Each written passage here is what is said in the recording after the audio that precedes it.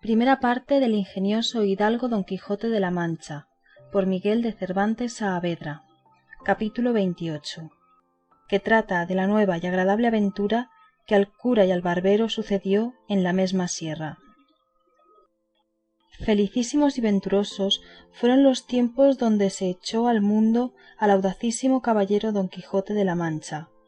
pues por haber tenido tan honrosa determinación como fue el querer resucitar y volver al mundo la ya perdida y casi muerta orden de la andante caballería, gozamos ahora en nuestra edad, necesitada de alegres entretenimientos, no sólo de la dulzura de su verdadera historia, sino de los cuentos y episodios de ella, que, en parte, no son menos agradables y artificiosos y verdaderos que la misma historia, la cual, prosiguiendo su rastrillado, torcido y aspado hilo, cuenta que así como el cura empezó a prevenirse para consolar a Cardenio, lo impidió una voz que llegó a sus oídos, que, con tristes acentos, decía desta manera: ¡Ay Dios! Si será posible que he ya hallado lugar que pueda servir de escondida sepultura a la carga pesada de este cuerpo que tan contra mi voluntad sostengo.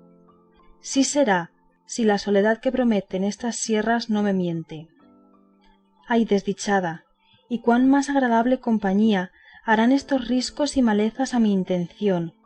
pues me darán lugar para que con quejas comunique mi desgracia al cielo, que no la de ningún hombre humano, pues no hay ninguno en la tierra de quien se pueda esperar consejo en las dudas, alivio en las quejas, ni remedio en los males. Todas estas razones oyeron y percibieron el cura y los que con él estaban, y por parecerles, como ello era, que allí junto las decían, se levantaron a buscar el dueño, y no hubieron andado 20 pasos cuando detrás de un peñasco vieron sentado al pie de un fresco a un mozo vestido como labrador, el cual, por tener inclinado el rostro a causa de que se lavaba los pies en el arroyo que por allí corría, no se le pudieron ver por entonces.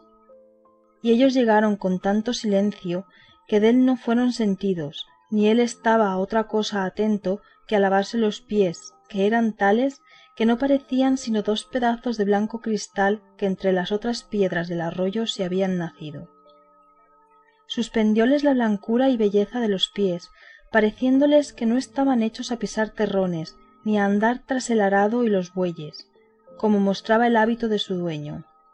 Y así, viendo que no habían sido sentidos, el cura, que iba delante, hizo señas a los otros dos que se agazapasen o escondiesen detrás de unos pedazos de peña que allí había, y así lo hicieron todos, mirando con atención lo que el mozo hacía, el cual traía puesto un capotillo pardo de 2 haldas, muy ceñido al cuerpo con una toalla blanca. Traía asimesmo unos calzones y polainas de paño pardo, y en la cabeza una montera parda. Tenía las polainas levantadas hasta la mitad de la pierna, que sin duda alguna de blanco alabastro parecía. Acabóse de lavar los hermosos pies, y luego con un paño de tocar que sacó debajo de la montera, se los limpió, y al querer quitárselo, alzó el rostro, y tuvieron lugar los que mirándole estaban, de ver una hermosura incomparable, tal que Cardenio dijo al cura en voz baja: Esta, ya que no Luscinda, no es persona humana sino divina. El mozo se quitó la montera, y sacudiendo la cabeza a una y a otra parte, se comenzaron a descoger y esparcir unos cabellos que pudieran los del sol tenerles envidia. Con esto conocieron que el que parecía labrador era mujer y delicada, y aun la más hermosa que hasta entonces los ojos de los dos habían visto, y aun los de Cardenio si no hubieran mirado y conocido a Luscinda, que después afirmó que sola la belleza de Luscinda podía contener con aquella.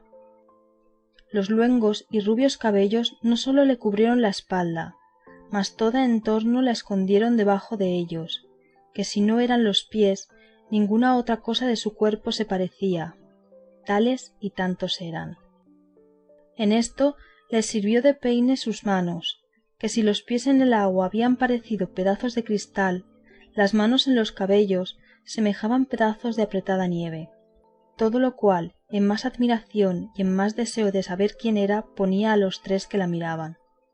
Por esto determinaron de mostrarse, y al movimiento que hicieron de ponerse en pie, la hermosa moza alzó la cabeza y, apartándose los cabellos de delante de los ojos con entrambas manos, miró los que el ruido hacían, y apenas los hubo visto cuando se levantó en pie y sin aguardar a calzarse ni a recoger los cabellos, asió con mucha presteza un bulto como de ropa que junto a sí tenía y quiso ponerse en huida llena de turbación y sobresalto.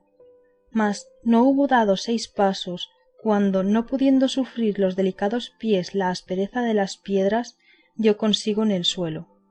lo cual visto por los tres salieron a ella, y el cura fue el primero que le dijo: Deteneos, señora, quienquiera que seáis, que los que aquí veis sólo tienen intención de serviros.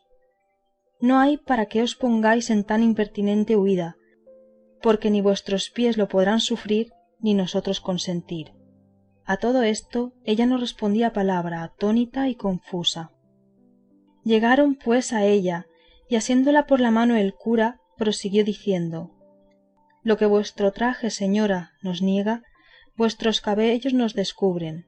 señales claras que no deben ser de poco momento las causas que han disfrazado vuestra belleza en el hábito tan indigno, y traídola a la soledad como es ésta, en la cual ha sido ventura el hallaros, sino para dar remedio a vuestros males o a lo menos para darles consejo, porque ningún mal puede fatigar tanto, ni llevar tan al extremo de serlo, mientras no se acaba la vida, que rehuya de no escuchar siquiera el consejo que con buena intención se le da al que lo padece. Así que, señora mía, o señor mío, o lo que vos quisiéredes ser,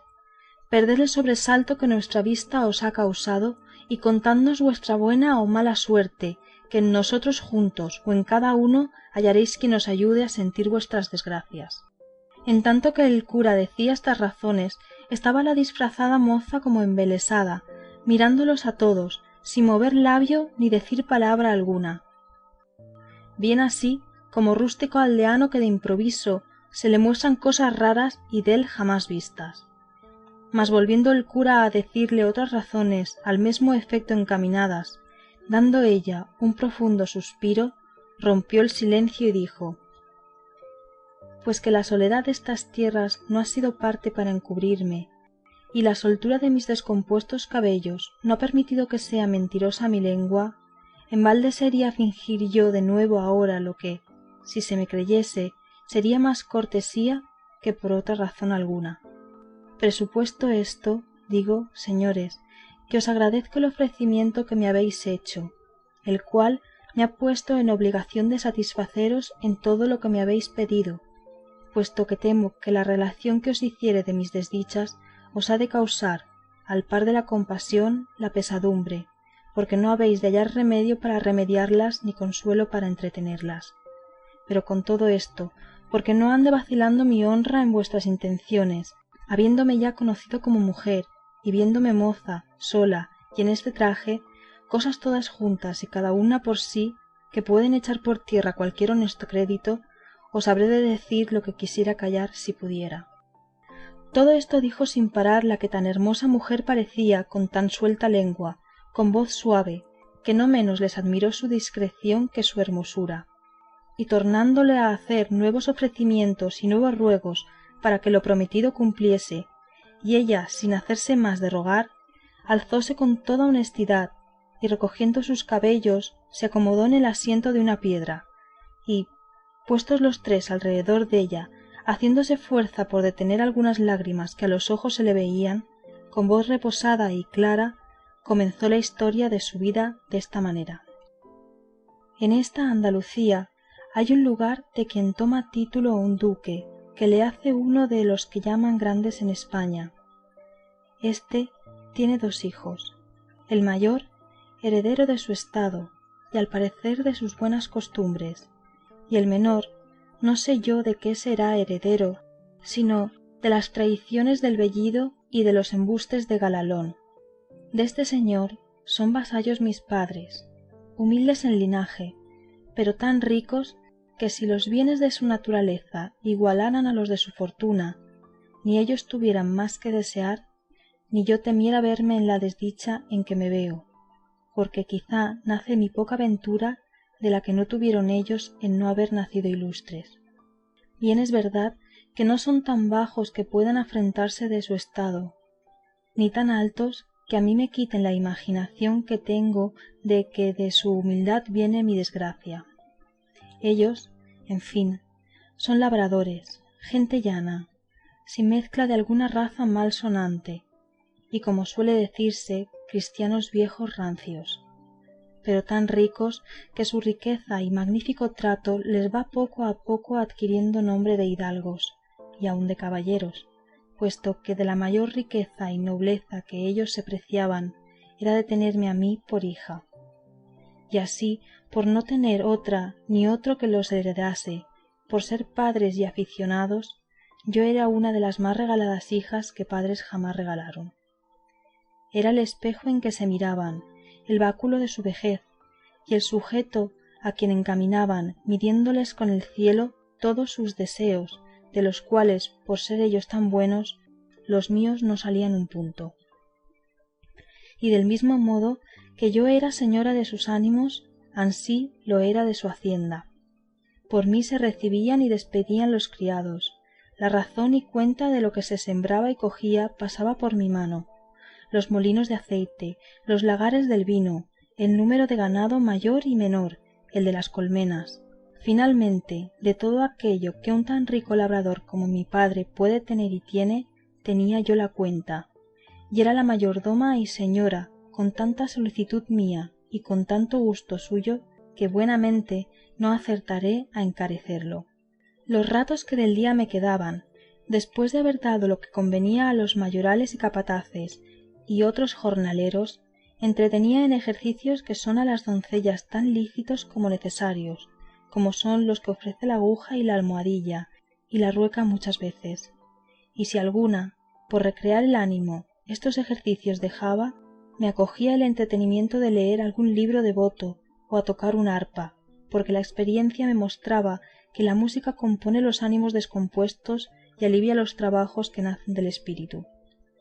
Esta, pues, era la vida que yo tenía en casa de mis padres, la cual, si tan particularmente he contado, no ha sido por ostentación, ni por dar a entender que soy rica, sino porque se advierta cuán sin culpa me he venido de aquel buen estado que he dicho, al infelice en que ahora me hallo. Es, pues, el caso que pasando mi vida en tantas ocupaciones y en un encerramiento tal, que al de un monasterio pudiera compararse, sin ser vista, a mi parecer, de otra persona alguna que de los criados de casa, porque los días que iba a misa era tan de mañana y tan acompañada de mi madre y de otras criadas y yo tan cubierta y recatada, que apenas veían mis ojos más tierra de aquella donde ponía los pies. Y, con todo esto, los del amor o los de la ociosidad, por mejor decir, a quienes los del lince no pueden igualarse, me vieron puestos en la solicitud de don Fernando, que éste es el nombre del hijo menor del duque que os he contado. No hubo bien nombrado a don Fernando la que el cuento contaba, cuando a Cardenio se le mudó la color del rostro y comenzó a trasudar con tan grande alteración que el cura y el barbero, que miraron en ello, temieron que le venía aquel accidente de locura que habían oído decir que de cuando en cuando le venía. Mas Cardenio no hizo otra cosa que trasudar y estarse quedo mirando de hito en hito a la labradora, mirando quién era ella, la cual, sin advertir en los movimientos de Cardenio, prosiguió su historia diciendo: y no me hubieron bien visto, cuando, según él dijo después, quedó tan preso de mis amores cuando lo dieron bien a entender sus demostraciones. Mas, por acabar presto con el cuento, que no le tiene de mis desdichas, quiero pasar en silencio las diligencias que don Fernando hizo para declararme su voluntad. Sobornó toda la gente de mi casa, dio y ofreció dádivas y mercedes a mis parientes. Los días eran todos de fiesta y de regocijo en mi calle, las noches no dejaban dormir a nadie las músicas, los billetes, que sin saber cómo a mis manos venían, eran infinitos, llenos de enamoradas razones y ofrecimientos, con menos letras que promesas y juramentos. Todo lo cual no sólo no me ablandaba, pero me endurecía de manera como si fuera mortal enemigo, y que todas las obras que para reducirme a su voluntad hacía, las hiciera para el efecto contrario. No porque a mí me pareciese mal la gentileza de don Fernando, ni que tuviese a demasiadas sus solicitudes, porque me daba un no sé qué de contento verme tan querida y estimada de un tan principal caballero, y no me pensaba ver en sus papeles ni alabanzas, que en esto, por feas que seamos las mujeres, me parece a mí que siempre nos da gusto el oír que nos llamen hermosas. Pero todo esto se oponía a mi honestidad y los consejos continuos que mis padres me daban, que ya muy al descubierto sabían la voluntad de don Fernando, porque ya a él no se le daba nada de que todo el mundo la supiese. Decíanme mis padres que en la sola mi virtud y bondad dejaban y depositaban su honra y fama, y que considerase la desigualdad que había entre mí y don Fernando, y que por aquí echaría de ver sus pensamientos, aunque él dijese otra cosa, mas se encaminaban a su gusto que a mi provecho, y que si yo quisiese poner en alguna manera algún inconveniente para que él se dejase de su injusta pretensión, que ellos me casarían luego con quien yo más gustase, así de los más principales de nuestro lugar como de todos los circunvecinos, pues todo se podía esperar de su mucha hacienda y de mi buena fama. Con estos ciertos prometimientos y con la verdad que ellos me decían, fortificaba yo mi entereza, y jamás quise responder a don Fernando palabra que le pudiese mostrar, aunque de muy lejos, esperanza de alcanzar su deseo.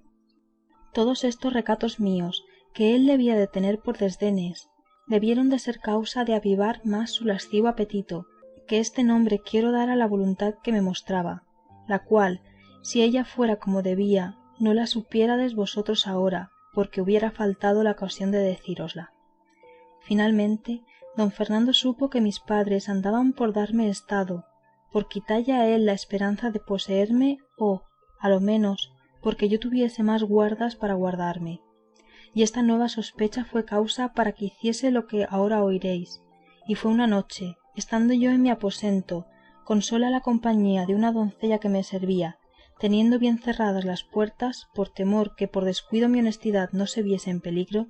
sin saber ni imaginar cómo, en medio de estos recatos y prevenciones y en las soledades del silencio y encierro, me le hallé delante, cuya vista me turbó de manera que me quitó la de mis ojos y me enmudeció la lengua. Y así no fue poderosa de dar voces ni aun él creo que me las dejara dar, porque cuando se llegó a mí y tomándome entre sus brazos, porque yo, como digo, no tuve fuerzas para defenderme según estaba turbada, comenzó a decirme tales razones que no sé cómo es posible que tenga tanta habilidad en la mentira, que las sepa componer de modo que parezcan tan verdaderas. Hacía el traidor que sus lágrimas acreditasen sus palabras y los suspiros su intención. Yo, pobrecilla, sola entre los míos, mal ejercitada en casos semejantes, comencé no sé en qué modo a tener por verdaderas tantas falsedades, pero no de suerte que me moviesen a compasión, menos que buena, sus lágrimas y suspiros. Y así, pasándome aquel sobresalto primero, torné algún tanto a cobrar mis perdidos espíritus y con más ánimo del que pensé que pudiera tener le dije: si como estoy, señor, en tus brazos, estuviera entre los de un león fiero, y librarme de ellos se me asegurara con que hiciera o dijera cosa que fuera en perjuicio de mi honestidad, así fuera posible hacella o decilla, como es posible dejar de haber sido lo que fue. Así que, si tú tienes ceñido mi cuerpo con tus brazos, yo tengo atada mi alma con mis buenos deseos, que son tan diferentes de los tuyos como lo verás si con hacerme fuerza quisieres pasar adelante en ellos. Tu vasalla soy, pero no tu esclava. Ni tiene ni debe tener en poco la humildad de la mía, y en tanto me estimo yo villana y labradora como tú, señor y caballero. Conmigo no han de ser de ningún efecto tus fuerzas, ni han de tener valor tus riquezas, ni tus palabras han de poder engañarme, ni tus suspiros y lágrimas enternecerme. Si alguna de todas estas cosas que he dicho viera yo en el que mis padres me dieran por esposo, a su voluntad me ajustaría la mía y mi voluntad de la suya no saliera, de modo que, como quedara con honra, aunque quedara sin gusto, de grado le entregaría lo que tú, señor, ahora con tanta fuerza procuras. Todo esto he dicho porque no es pensar de mí alcance cosa alguna el que no fuera mi legítimo esposo. si no reparas más que en eso, bellísima Dorotea, que este es el nombre desta desdichada, dijo el desleal caballero, ves aquí te doy la mano de serlo tuyo, y sean testigos desta verdad los cielos, a quien ninguna cosa se esconde, y esta imagen de Nuestra Señora que aquí tienes. Cuando Cardenio le oyó decir que se llamaba Dorotea, tornó de nuevo a sus sobresaltos y acabó de confirmar por verdadera su primera opinión, pero no quiso interrumpir el cuento por ver en qué venía a parar lo que él ya casi sabía. Sólo dijo: ¿Qué? ¿Dorotea es tu nombre, señora? Otra he oído yo decir del mesmo, que quizá corre parejas con tus desdichas. Pasa adelante, que tiempo vendrá en que te diga cosas que te espanten en el mesmo grado que te lastimen. Reparó Dorotea en las razones de Cardenio y en su extraño y desgastado traje, y rogóle que si alguna cosa de su hacienda sabía se la dijese luego, porque si algo había dejado bueno a la fortuna era el ánimo que tenía para sufrir cualquier desastre que le sobreviniere, segura de que a su parecer ninguno podía llegar que el que tenía acrecentase un punto. No lo perdiera yo, señora, respondió Cardenio, en decirle lo que pienso, si fuera verdad lo que me imagino, y hasta ahora no se pierde coyuntura, ni a ti te importa nada en saberlo. Sea lo que fuere, respondió Dorotea, lo que en mi cuento pasa fue que, tomando don Fernando una imagen que en aquel aposento estaba, la puso por testigo de nuestro desposorio. Con palabras eficacísimas y juramentos extraordinarios me dio la palabra de ser mi marido, puesto que, antes que acabase de decirlas, le dije que mirase bien lo que hacía y que considerase el enojo de su padre.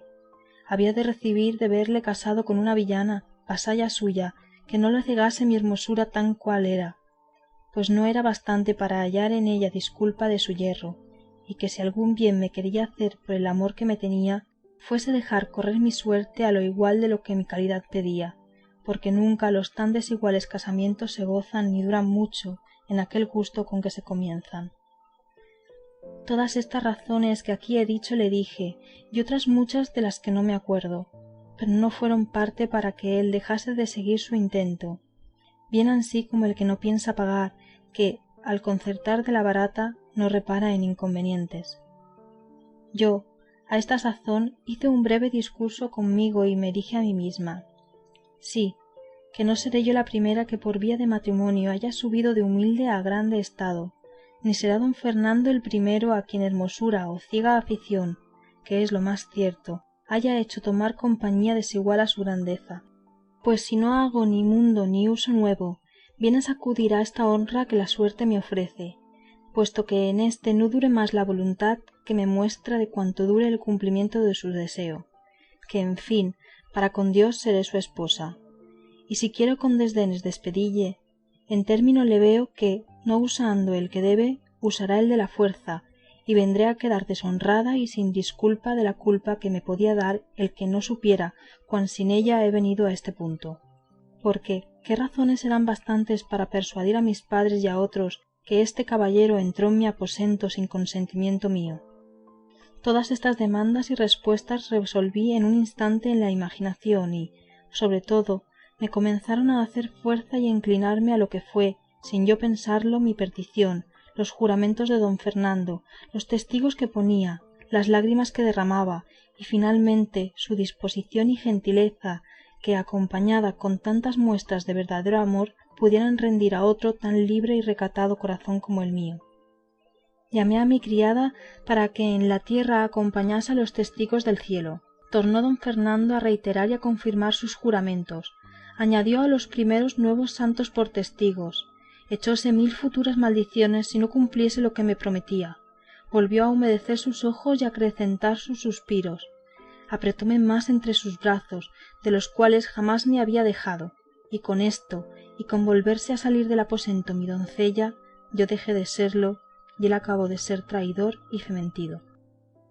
El día que sucedió a la noche de mi desgracia, se venía aún no tan aprisa como yo pienso que don Fernando deseaba, porque después de cumplido aquello que el apetito pide, el mayor gusto que puede venir es apartarse de donde lo alcanzaron. Digo esto porque don Fernando dio priesa por partirse de mí, y por la industria de mi doncella, que era la misma que allí le había traído, antes de que amaneciese se vio en la calle, y al despedirse de mí, aunque no con tanto ahínco y vehemencia como cuando vino, me dijo que estuviese segura de su fe y de ser firmes y verdaderos sus juramentos, y para más confirmación de su palabra sacó un rico anillo del dedo y lo puso en el mío. En efecto, él se fue y yo quedé no sé si triste o alegre, esto sé bien decir, que quedé confusa y pensativa y casi fuera de mí con el nuevo acaecimiento, y no tuve ánimo o no se me acordó de reñir a mi doncella por la traición cometida de encerrar a don Fernando en mi aposento, porque aún no me determinaba si era bien o mal el que me había sucedido. Díjela al partir a don Fernando que por el mesmo camino de aquélla podía verme otras noches, pues ya era suya hasta que cuando él quisiese aquel hecho se publicase. Pero no vino otra alguna, si no fuese la siguiente, ni yo pude verle en la calle ni en la iglesia en más de un mes, que en vano me cansé en solicitarlo, presto que supe que estaba en la villa, y que los más días iba a caza, ejercicio de que él era muy aficionado. Estos días y estas horas sé yo que para mí fueron aciagos y menguadas, y bien sé que comencé a dudar en ellos y aun a descrecer de la fe de don Fernando, y sé también que mi doncella oyó entonces las palabras que en reprehensión de su atrevimiento antes no había oído, y sé que me fue forzoso tener cuenta con mis lágrimas y con la compostura de mi rostro, por no dar ocasión a que mis padres me preguntasen de qué andaba descontenta y me obligasen a buscar mentiras que decille. Pero todo esto se acabó en un punto, llegándose uno donde se atropellan respectos y se acabaron los honrados discursos, y en donde se perdió la paciencia y salieron a la plaza mis secretos pensamientos. Y esto fue porque de allí cerca se había casado don Fernando con una doncella hermosísima en todo extremo y de muy principales padres, aunque no tan rica que por la dote pudiera aspirar a tan noble casamiento. Díjose que se llamaba Luscinda, con otras cosas que sus desposorios sucedieron dignas de admiración. Oyó Cardenio el nombre de Luscinda y no hizo otra cosa que encoger los hombros, morderse los labios, enarcar las cejas y dejar de allí a poco caer por sus ojos dos fuentes de lágrimas, mas no por esto dejó Dorotea de seguir su cuento diciendo: llegó esta triste nueva a mis oídos, y en lugar de helárseme el corazón en oílla, fue tanta la cólera y rabia que se encendió en él, que faltó poco para no salirme por las calles dando voces, publicando la alevosía y traición que se me había hecho. Mas templóse esta furia por entonces con pensar de poner aquella mesma noche por obra lo que puse, que fue ponerme en este hábito que me dio uno de los que llaman zagales en casa de los labradores, que era criado de mi padre, al cual descubrí toda mi desventura, y le rogué que me acompañase hasta la ciudad, donde entendí que mi enemigo estaba. Él, después que hubo reprehendido mi atrevimiento y afeado mi determinación, viéndome resuelta en mi parecer, se ofreció a tenerme compañía, como él dijo, hasta el cabo del mundo. Luego, al momento, encerré en una almohada de lienzo un vestido de mujer y algunas joyas y dineros por lo que podía suceder, y en el silencio de aquella noche, sin dar cuenta a mi traidora doncella, salí de mi casa, acompañada de mi criado y de muchas imaginaciones, y me puse en camino de la ciudad a pie, llevada en vuelo del deseo de llegar, ya que no a estorbar lo que tenía por hecho, a lo menos a decir a don Fernando me dijese con qué alma lo había hecho. Llegué en 2 días y medio donde quería, y entrando por la ciudad pregunté por la casa de los padres de Luscinda, y al primero a quien hice la pregunta me respondió más de lo que quisiera oír. Díjome la casa y todo lo que había sucedido en el desposorio de su hija, cosa tan pública en la ciudad que se hace en corrillos para contarla por toda ella. Díjome que la noche que don Fernando se desposó con Luscinda, después de haber ella dado el sí de ser su esposa, le había tomado un recio desmayo, y que llegando su esposo a desabrocharle el pecho para que le diese el aire, le halló un papel escrito de la misma letra de Luscinda, en que decía y declaraba que ella no podía ser esposa de don Fernando porque lo era de Cardenio, que, a lo que el hombre me dijo, era un caballero muy principal de la mesma ciudad, y que si había dado el sí a don Fernando fue por no salir de la obediencia de sus padres. En resolución, tales razones dijo que contenía el papel, que daba a entender que ella había tenido intención de matarse en acabándose de desposar, y daba allí las razones por que se había quitado la vida, todo lo cual dicen que confirmó una daga que le hallaron no sé en qué parte de sus vestidos. Todo lo cual visto por don Fernando, pareciéndole que Luscinda le había burlado y escarnecido y tenido en poco, arremetió a ella antes que su desmayo volviese, y con la misma daga que le hallaron la quiso dar de puñaladas, y lo hiciera si sus padres y los que se hallaban presentes no se lo estorbaran. Dijeron más, que luego se ausentó don Fernando, y que Luscinda no había vuelto de su parasismo hasta otro día, que contó a sus padres cómo ella era verdadera esposa de aquel Cardenio que he dicho. Supe más, que el Cardenio, según decían, se halló presente a los desposorios, y que en viéndola desposada, lo cual él jamás pensó, se salió de la ciudad desesperado, dejándole primero escrita una carta donde daba a entender el agravio que Luscinda le había hecho, y de cómo él se iba a donde gentes no le viesen. Esto todo era público y notorio en toda la ciudad, y todos hablaban dello, y más hablaron cuando supieron que Luscinda había faltado de casa de sus padres y de la ciudad,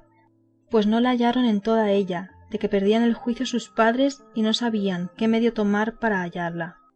Esto que supe puso en bando mis esperanzas, y tuve por mejor no haber hallado a don Fernando, que hallarle casado, pareciéndome que aún no estaba del todo cerrada la puerta a mi remedio, dándome yo a entender que podía ser que el cielo hubiese puesto aquel impedimento en el segundo matrimonio por traerle a conocer lo que al primero debía, y a caer en la cuenta de que era cristiano y que estaba más obligado a su alma que a los respetos humanos. Todas estas cosas revolvía mi fantasía y me consolaba sin tener consuelo, fingiendo unas esperanzas largas y desmayadas para entretener la vida que ya aborrezco. Estando pues en la ciudad, sin saber qué hacerme, pues a don Fernando no hallaba, llegó a mis oídos un público pregón donde se prometía grandes hallazgos a quien me hallase,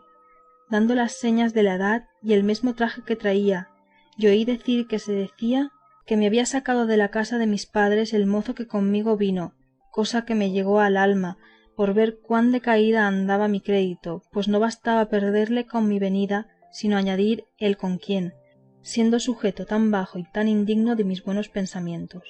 Al punto que oí el pregón, me salí de la ciudad con mi criado, que ya comenzaba a dar muestras de titubear en la fe que de fidelidad me tenía prometida, y aquella noche nos encontramos por lo espeso de esta montaña, con el miedo de no ser hallados.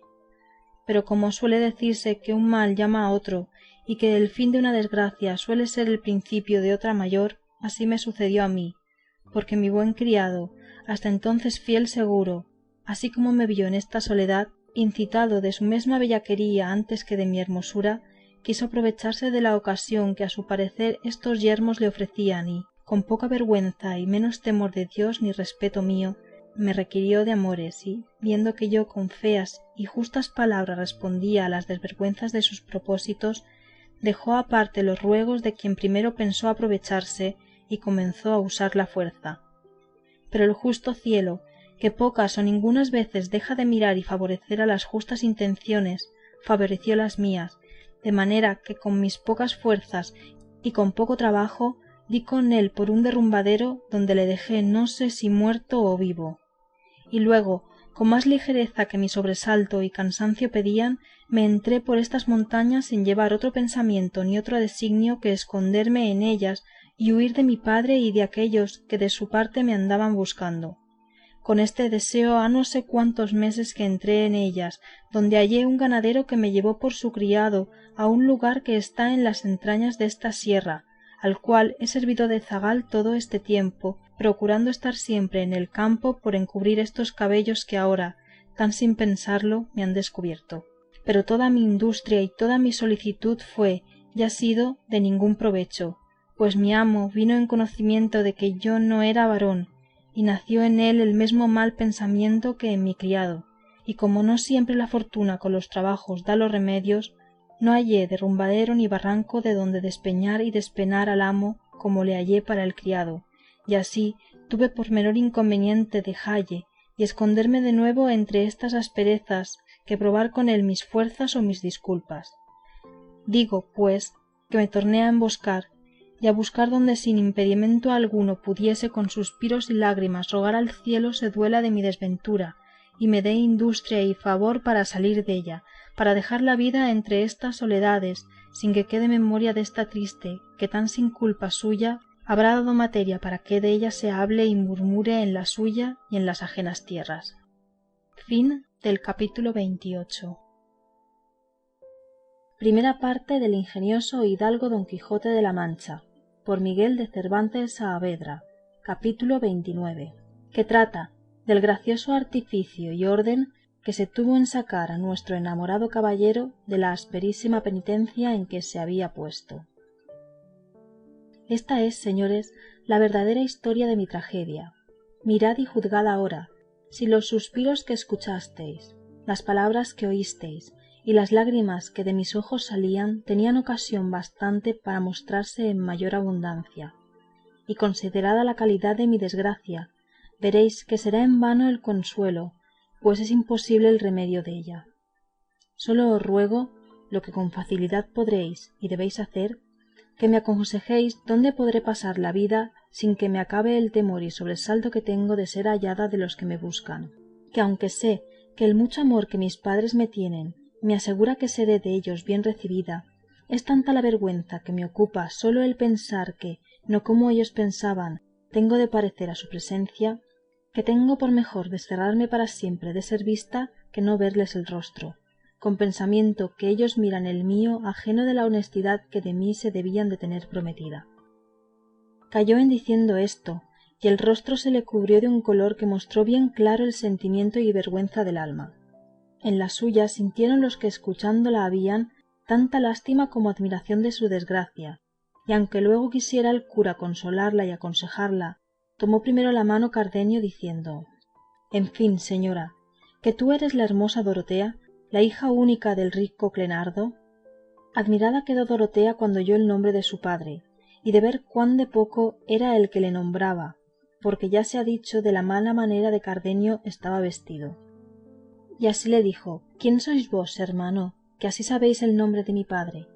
Porque yo, hasta ahora, si mal no recuerdo en todo el discurso del cuento de mi desdicha, no le he nombrado. Soy, respondió Cardenio, aquel sin ventura que, según vos, señora, habéis dicho, Luscinda dijo que era su esposa. Soy el desdichado Cardenio, a quien el mal término de aquel que a vos os ha puesto en el que estáis, me ha traído a que me veáis cual me veis, roto, desnudo, falto de todo humano consuelo, y lo que es peor de todo, falto de juicio, pues no le tengo sino cuando al cielo se le antoja dármele por algún breve espacio. Yo, Dorotea, soy el que me hallé presente a las sinrazones de don Fernando, y el que aguardó oír el sí que de ser su esposa pronunció Luscinda. Yo soy el que no tuvo ánimo para ver en qué paraba su desmayo, ni lo que resultaba del papel que le fue hallado en el pecho, porque no tuvo el alma sufrimiento para ver tantas desventuras juntas. Y así dejé la casa y la paciencia, y una carta que dejé a un huésped mío, a quien rogué que en manos de Luscinda la pusiera, y víneme a estas soledades con intención de acabar en ellas la vida, que desde aquel punto aborrecí como mortal enemiga mía.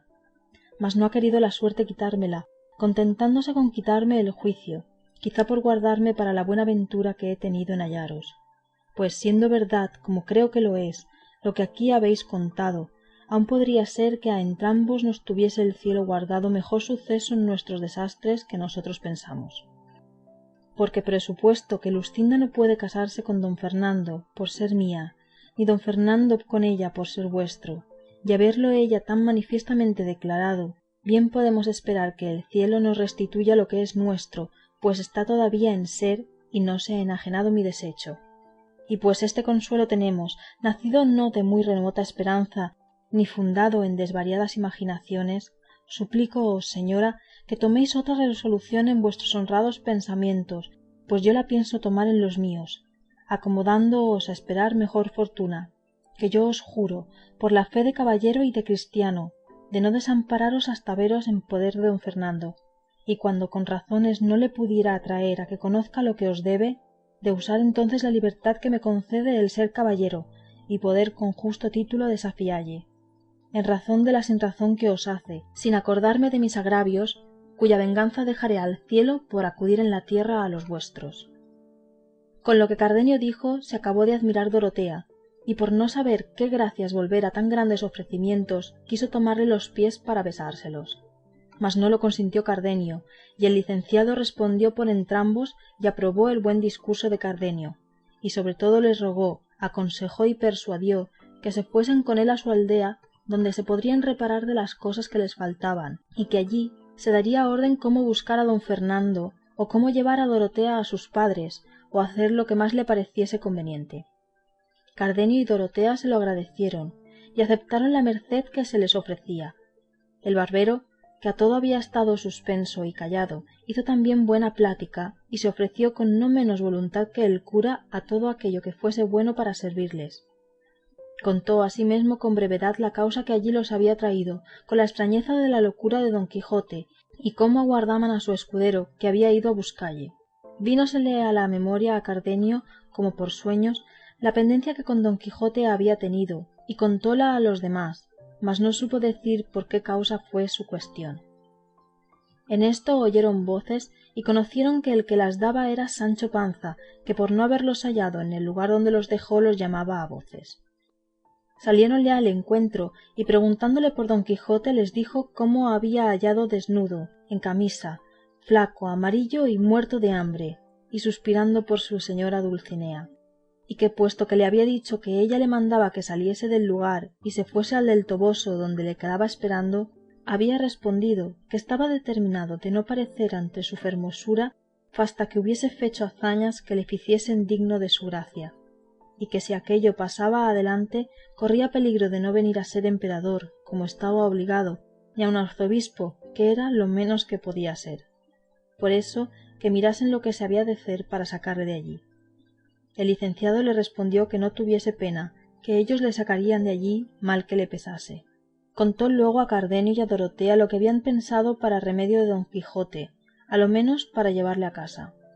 A lo cual dijo Dorotea que ella haría la doncella menesterosa mejor que el barbero, y más que tenía allí vestidos con que hacerlo al natural, y que la dejasen a cargo de tener que representar todo aquello menester para llevar adelante su intento, porque ella había leído muchos libros de caballerías y sabía bien el estilo que tenían las doncellas cuitadas cuando pedían sus dones a los andantes caballeros.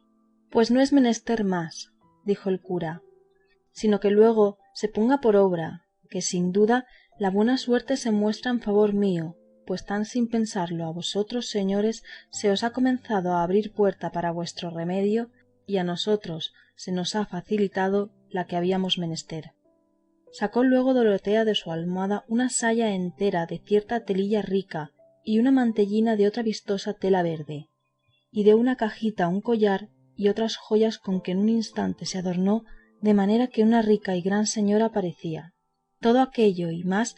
dijo que había sacado de su casa para lo que se ofreciese, y que hasta entonces no se le había ofrecido otra ocasión de habello menester. A todos contentó en extremo su mucha gracia, donaire y hermosura, y confirmaron a don Fernando por de poco conocimiento, pues tanta belleza desechaba. Pero el que más se admiró fue Sancho Panza, por parecerle, como así era verdad, que en todos los días de su vida había visto tan hermosa criatura. Y así preguntó el cura con grande ahínco le dijese quién era aquella tan fermosa señora y qué era lo que buscaba por aquellos andurriales. Esta hermosa señora, respondióle el cura, Sancho, hermano, es, como quien no dice nada, la heredera por línea directa de varón del gran reino de Micomicón, la cual viene en busca de vuestro amo a pedirle un don, el cual es que le desfaga un tuerto o agravio que un mal gigante le tiene fecho, y a la fama que de buen caballero vuestro amo tiene por todo lo descubierto, de Guinea ha venido a buscarle esta princesa. Dichosa buscada y dichoso hallazgo, dijo a esta razón Sancho Panza, y más si mi amo es tan venturoso que desfaga ese agravio y enderece ese tuerto, matando a ese hideputa de ese gigante que vuestra merced dice, que sí matará si él le encuentra, si ya no fuese fantasma, que contra fantasmas no tiene mi señor poder alguno. Pero una cosa quiero suplicar a vuestra merced, entre otras, señor licenciado, y es porque a mi amo no le tome gana de ser arzobispo, que es lo que yo temo, que vuestra merced le aconseje que se case luego con esa princesa, y así quedará imposibilitado de recibir órdenes arzobispales. y vendrá con facilidad su imperio y yo al fin de mis deseos, que yo he mirado bien en ello y hallo por mi cuenta que no me estará bien que mi amo sea arzobispo porque yo soy casado, y andarme ahora a traer dispensaciones para poder tener renta por la iglesia, teniendo como tengo mujer e hijos, sería nunca acabar. Así que, señor, todo el toque está en que mi amo se case luego con esa señora, que hasta ahora no sé su gracia y así no la llamo por su nombre. Ya me sé, respondió el cura, la princesa Micomicona, porque llamándose su reino Micomicón, claro está que ella se ha de llamar así.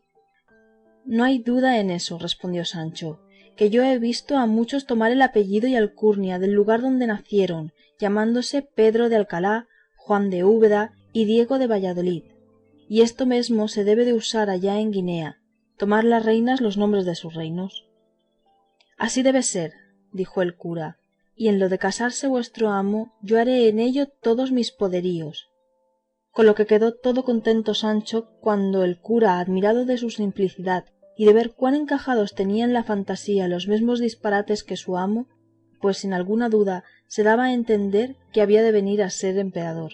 Ya en esto se había puesto Dorotea sobre la mula del cura y el barbero se había acomodado al rostro la barba de la cola de buey,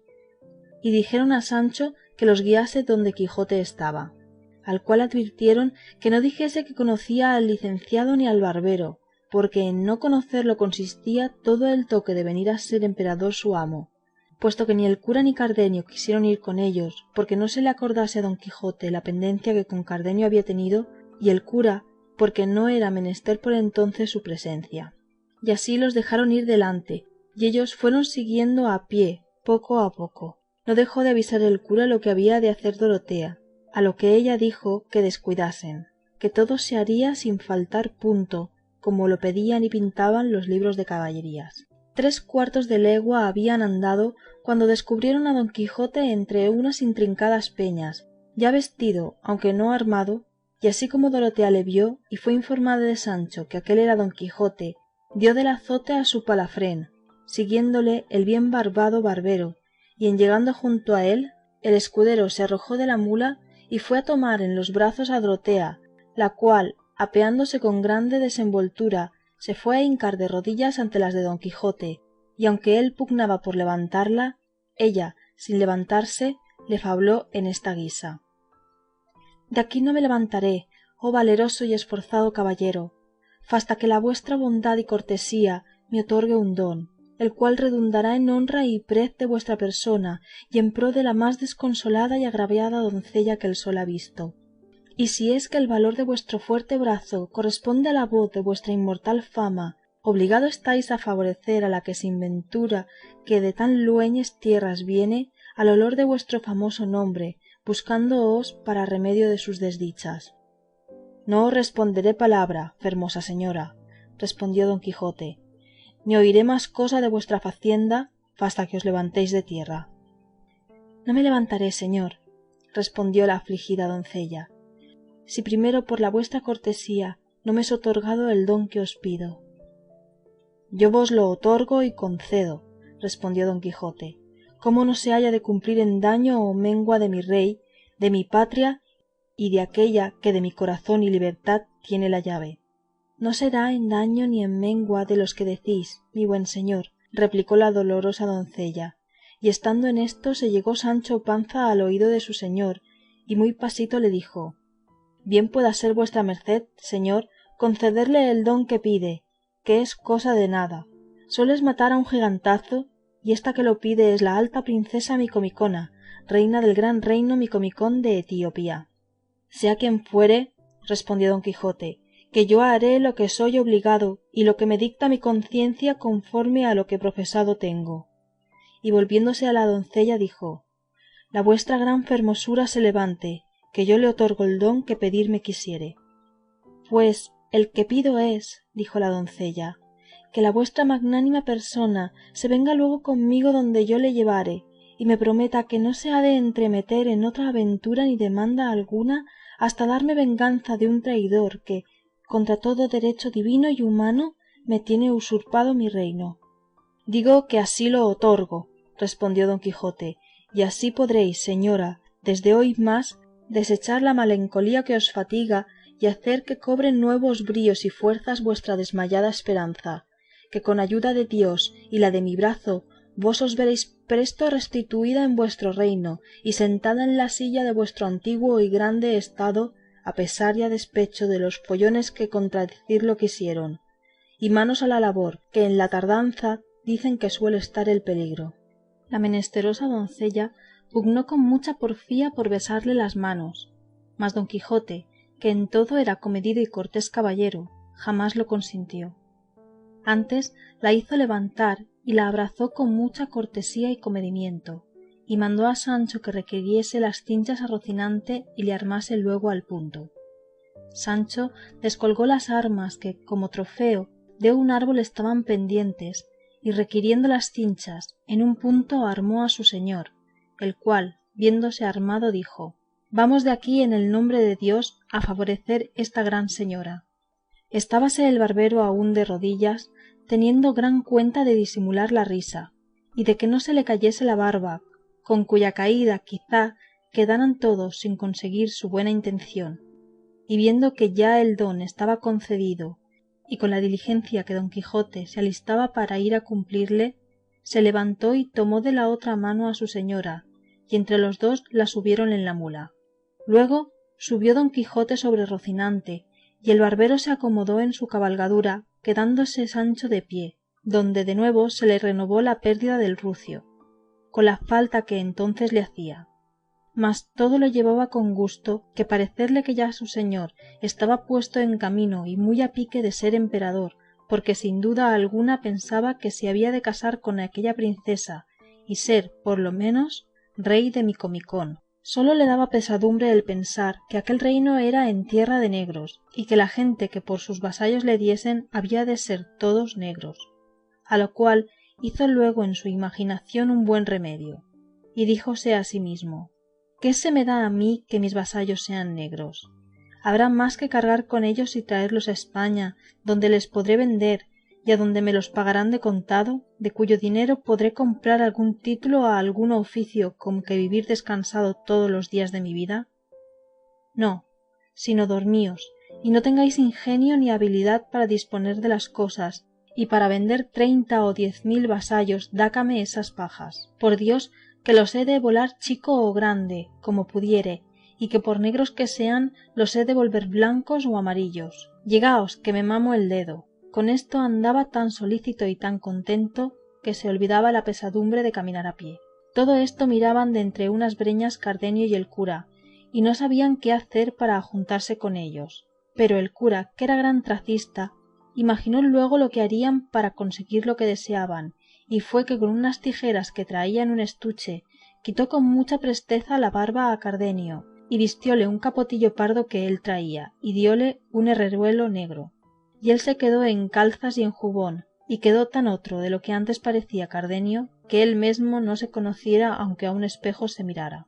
Hecho esto, puesto que ya los otros habían pasado delante en tanto que ellos se disfrazaban, porque las malezas y malos pasos de aquellos lugares no concedían que anduviesen tanto los de a caballo como los de a pie, en efecto, ellos se pusieron en el llano a la salida de la sierra, y así como salió della don Quijote y sus camaradas, el cura se le puso a mirar muy despacio, dando señales de que le iba reconociendo, y al cabo de haberle una buena pieza estado mirando, se fue él abiertos los brazos y diciendo a voces: Para bien sea hallado el espejo de la caballería, el mi buen compatriota don Quijote de la Mancha, la flor y la nata de la gentileza, el amparo y remedio de los menesterosos, la quinta esencia de los caballeros andantes. Y diciendo esto, tenía abrazado por la rodilla de la pierna izquierda a don Quijote, el cual, espantado de lo que veía y oía decir y hacer aquel hombre, se le puso a mirar con atención y al fin le reconoció y quedó como espantado de verle y hizo grande fuerza por apearse, mas el cura no lo consintió, por lo cual don Quijote decía: Déjeme vuestra merced, señor licenciado, que no es razón que yo esté a caballo y una tan reverenda persona como vuestra merced esté a pie. Esto no consentiré yo en ningún modo, dijo el cura. Estése la vuestra grandeza a caballo, pues estando a caballo acaba las mayores fazañas y aventuras que en nuestra edad se han visto, que a mí, aunque indigno sacerdote, bastárame subir en las ancas de una destas mulas destos señores que con vuestra merced caminan, si no lo han con enojo, y aun haré cuenta que voy caballero sobre el caballo Pegaso o sobre la cebra o alfana en que cabalgaba aquel famoso moro Muzaraque, que aun hasta ahora yace encantado en la gran cuesta de Zulema, que dista poco de la gran Compluto. Aún no caía yo en tanto, mi señor licenciado, respondió don Quijote, y yo sé que mi señora la princesa será servida por mi amor de mandar a su escudero dé a vuestra merced la silla de su mula, que él podrá acomodarse en las ancas si es que ella las sufre. Sí sufre, a lo que yo creo, respondió la princesa, y también sé que no será menester mandárselo al señor mi escudero, que él es tan cortés y tan cortesano que no consentirá que una persona eclesiástica vaya a pie pudiendo ir en caballo. Así es, respondió el barbero, y apeándose en su punto convidó al cura con la silla, y él la tomó sin hacerse mucho de rogar. Y fue el mal que al subir a las ancas el barbero, la mula, que en efecto era de alquiler, que para decir que era mala esto basta, alzó un poco los cuartos traseros y dio dos coces en el aire, que a darlas en el pecho de maese Nicolás o en la cabeza, él diera al diablo la venida de don Quijote. Con todo eso le sobresaltaron de manera que cayó en el suelo con tan poco cuidado de las barbas que se le cayeron en el suelo, y como se vio sin ellas, no tuvo otro remedio sino acudir a cubrirse el rostro con las manos y a quejarse que le habían derribado las muelas. Don Quijote, como vio todo aquel mazo de barbas, sin quijadas y sin sangre, lejos del rostro del escudero caído, dijo: «Vive Dios, que es gran milagro éste. Las barbas le han derribado y arrancado del rostro como si las quitaran a posta». El cura, que vio el peligro que corría su invención de ser descubierta, acudió a las barbas y fuese con ellas donde yacía maese Nicolás dando aún voces todavía, y de un golpe, llegándole la cabeza a su pecho, se las puso, murmurando sobre él unas palabras, que dijo que era cierto ensalmo apropiado para pegar barbas, como lo verían. Y cuando se las tuvo puestas se apartó y quedó el escudero tan bien barbado y tan sano como antes, de que se admiró don Quijote sobremanera, y rogó al cura que cuando tuviese lugar le enseñase aquel ensalmo, que él entendía que su virtud a más de pegar barbas se debía de extender, pues estaba claro que de donde las barbas se quitasen había de quedar la carne llagada y maltrecha, y que pues todo lo sanaba, a más que barbas aprovechaba. Así es, dijo el cura, y prometió de enseñárselas en la primera ocasión. Concertáronse que por entonces subiese el cura, y a trechos se fuesen los tres mudando hasta que llegasen a la venta, que estaría hasta 2 leguas de allí. Puestos los tres a caballo, es a saber, don Quijote, la princesa y el cura, y los tres a pie, Cardenio, el barbero y Sancho Panza, don Quijote dijo a la doncella: «Vuestra grandeza, señora mía, guíe por donde más gusto le diere». Y antes que ella respondiese, dijo el licenciado: «¿Hacia qué reino quiere guiarla vuestra señoría? ¿Es por ventura hacia el de Micomicón? Que sí debe ser, o yo sé poco de reinos». Ella, que estaba bien en todo, entendió que había de responder que sí, y así dijo: «Sí, señor, hacia ese reino es mi camino». «Si es así», dijo el cura, «por la mitad de mi pueblo hemos de pasar, y de allí tomará vuestra merced la derrota de Cartagena, donde se podrá embarcar con la buena ventura, y si hay viento próspero, mar tranquilo y sin borrasca, en poco menos de 9 años se podrá estar a la vista de la gran laguna Meona, digo Meótides, que está poco más de 100 jornadas más acá del reino de vuestra grandeza». «Vuestra merced está engañado, señor mío», dijo ella, «porque no ha 2 años que yo partí dél, y en verdad que nunca tuve buen tiempo, y con todo esto he llegado a ver lo que tanto deseaba, que es al señor Don Quijote de la Mancha, cuyas nuevas llegaron a mis oídos así como puse los pies en España, y ellas me movieron a buscarle para encomendarme en su cortesía y fiar mi justicia del valor de su invencible brazo». «No más, cesen mis alabanzas», dijo a esta sazón don Quijote, «porque yo soy enemigo de todo género de adulación, aunque ésta no lo sea, todavía ofenden mis castas orejas semejantes pláticas. Lo que yo sé decir, señora mía, que ora, tenga valor o no, el que tuviere o no tuviere, se ha de emplear en vuestro servicio hasta perder la vida. Y así, dejando esto para su tiempo, ruego al señor licenciado me diga qué es la causa que le ha traído por estas partes tan solo y tan sin criados y tan a la ligera que me pone espanto. A eso yo responderé con brevedad, respondió el cura, porque sabrá vuestra merced, señor Don Quijote, que yo y maese Nicolás nuestro amigo y nuestro barbero íbamos a Sevilla a cobrar cierto dinero que un pariente mío, que ha muchos años que pasó a Indias, me había enviado, y no tan pocos que no pasen de 60.000 pesos ensayados, que es otro que tal. Y pasando ayer por estos lugares, nos salieron al encuentro 4 salteadores y nos quitaron hasta las barbas, y de modo que nos las quitaron que le convino al barbero ponérselas postizas, y aun este mancebo que aquí va, señalando a Cardenio, le pusieron como de nuevo. Y es lo bueno, que es pública fama por todos estos contornos que los que nos saltearon son unos galeotes que dicen que libertó, casi en este mesmo sitio, un hombre tan valiente que a pesar del comisario y de las guardas los soltó a todos. Y sin duda él debía de estar fuera de juicio, o debe de ser tan bellaco como ellos, o algún hombre sin alma y sin conciencia, pues quiso soltar al lobo entre las ovejas, a la raposa entre las gallinas, a la mosca entre la miel. Quiso defraudar la justicia, ir contra su ley y señor natural, pues fue contra sus justos mandamientos. Quiso, digo, quitar a las galeras sus pies, poner en alboroto a la santa hermandad, que había muchos años que reposaba. Quiso, finalmente, hacer un hecho por donde se pierda su alma y no se gane su cuerpo. Habíales contado Sancho al cura y al barbero la aventura de los galeotes, que acabó su amo con tanta gloria suya, y por esto cargaba la mano el cura refiriéndola, por ver lo que hacía o decía don Quijote, al cual se le mudaba la color a cada palabra, y no osaba decir que él había sido el libertador de aquella buena gente. Estos, pues, dijo el cura, fueron los que nos robaron, que Dios por su misericordia se lo perdone al que no los dejó llevar al debido suplicio. Fin del capítulo 29.